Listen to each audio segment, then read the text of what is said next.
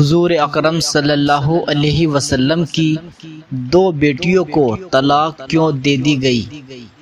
دوستو، ایک باپ سارے غم برداشت کر سکتا ہے، لیکن جب اس کی جوان بیٹیوں پر کوئی مصیبت آئے تو اس باپ کو توڑ کر رکھ دیتی ہے۔ حضور اکرم صلی اللہ علیہ وسلم نے جب طائف کی وادی میں کافروں کے پتھر کھائے تب بھی آپ نے کسی کو بد دعا نہیں دی۔ جنگ احد میں آپ صلی اللہ علیہ وسلم کو کافروں نے اوپر سے نیچے گرایا، تب بھی آپ نے کسی کو بد دعا نہ دی، لیکن جس وقت حضور اکرم صلی اللہ علیہ وسلم کی دو بیٹیوں کو اچانک طلاق دے دی گئی تو آپ صلی اللہ علیہ وسلم بیٹیوں پر آنے والے اس غم کو برداشت نہ کر سکے اور طلاق دینے والے ظالم انسان سے کہا کہ جا، میں تجھے بد دعا دیتا ہوں کہ اللہ تجھ پر اپنا کوئی جنگلی جانور مسلط کر دے۔ دوستو، یہ واقعہ حضور اکرم صلی اللہ علیہ وسلم کی دو بیٹیوں حضرت رقیہ و حضرت ام کلثوم کا ہے، جن کی شادی حضور صلی اللہ علیہ وسلم نے نبوت کے اعلان سے پہلے اپنے چچا ابو لہب کے دو لڑکے عتبہ اور عتیبہ سے کر دی تھی، لیکن جب حضور نے اپنی نبوت کا اعلان فرمایا تو آپ کے گھر والے ہی آپ کے دشمن بن گئے اور اسی دشمنی میں دونوں بیٹیوں کو طلاق دی گئی۔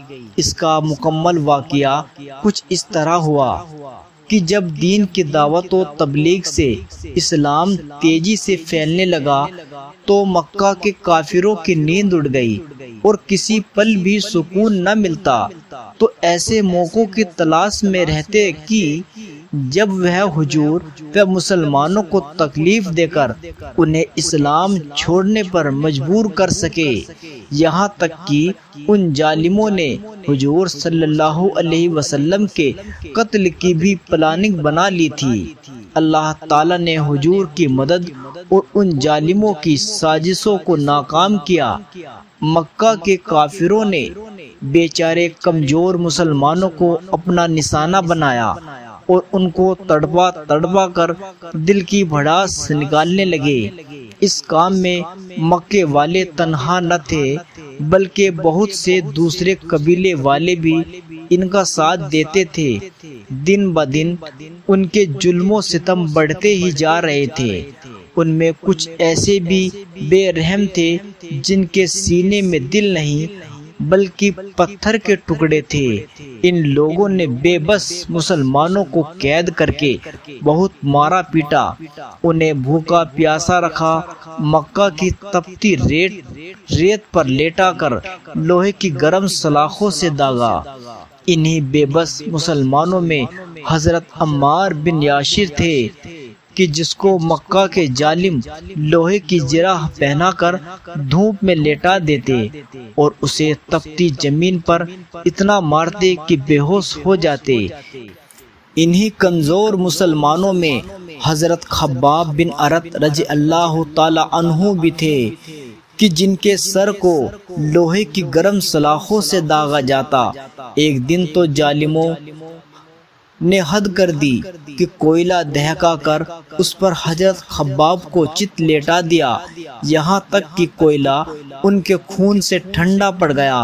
انہی مظلوموں میں حضرت بلال بھی تھے جو کہ امیہ بن خلف کے غلام تھے۔ جب حضرت بلال نے اسلام قبول کیا تو ان کے مالک نے ان کا کھانا پینا بند کر دیا۔ حضرت بلال بھوک پیاس سے بے حال ہو جاتے تو ٹھیک دوپہر کے وقت وہ ظالم حضرت بلال پر گرم تپتی چٹان رکھ کر دھوپ میں لیٹا دیتا تاکہ وہ اسلام کو چھوڑ دے، لیکن حضرت بلال ان سبھی تکلیفوں کو برداشت کرتے اور اپنی زبان سے صرف ایک ہی لفظ کہتے کہ میرا اللہ صرف ایک ہے، اس کے علاوہ کوئی دنیا کا مالک نہیں، حضور جب بھی بلال کے پاس سے گزرتے تو ان کی تکلیفیں دیکھ کر آپ کی آنکھوں میں آنسو بھر آتے۔ پھر بلال سے فرماتے، اے بلال صبر کرنا، اللہ تمہیں اس کا بہتر بدلہ عطا فرمائے گا۔ بات یہاں تک نہ تھمی، ایک دن آپ کی دو چہیتی بیٹیاں حضرت رقیہ اور ام کلثوم کو بھی اچانک طلاق دے دی گئی تاکہ آپ پوری طرح ٹوٹ جائیں اور اسلام کی دعوت دینا چھوڑ دیں، کیونکہ جب حضور نے کھلے طور پر اپنے نبی ہونے کا اعلان کیا تو ابو لہب نے حضور کو گالیاں دینا شروع کر دی اور کہنے لگا، اے محمد تیرا برا ہو۔ تو اس پر اللہ کی قرآن کی آیتیں نازل کرتے ہوئے فرمایا کہ برا تو ابو لہب کا ہوگا۔ رقیہ اور ام کلثوم آپ کی بیچ کی دو بیٹیاں تھی اور ابو لہب کے دو بیٹوں عتبہ اور عتیبہ کے ساتھ نکاح کے رشتے میں تھی۔ جب دونوں لڑکے اپنے باپ ابو لہب کی طرح بے رحم انسان تھے اور اسلام کے کٹر دشمن تھے۔